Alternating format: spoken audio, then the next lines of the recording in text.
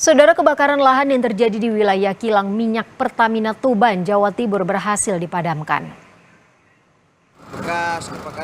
Hingga Selasa pagi, petugas pemadam kebakaran masih terus melakukan upaya pendinginan di lokasi kebakaran guna menghindari terjadinya kebakaran susulan.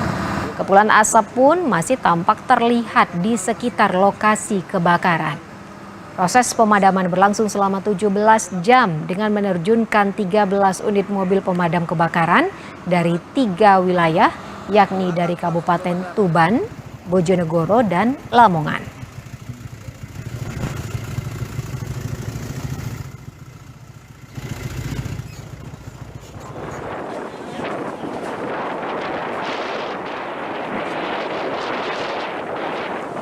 Sebelumnya, kebakaran lahan di kilang minyak Pertamina Tuban terbakar sejak Senin siang kemarin sekitar jam 14 waktu setempat.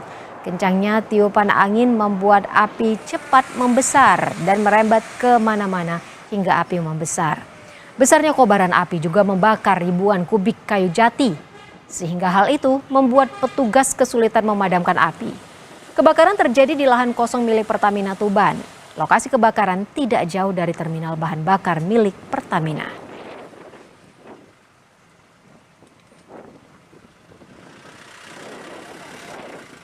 Jadi tadi jam 1:30 kami dapat laporan dari petugas Pertamina bahwa area yang ada di sini ini ada kebakaran.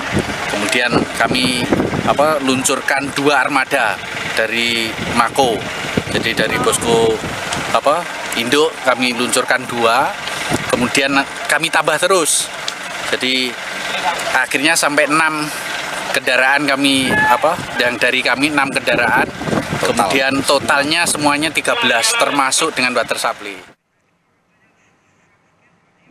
Saudara, untuk lebih jelasnya sudah terhubung bersama kami jurnalis Kompas TV Yusti Rubiantika. Yusti, api sudah padam.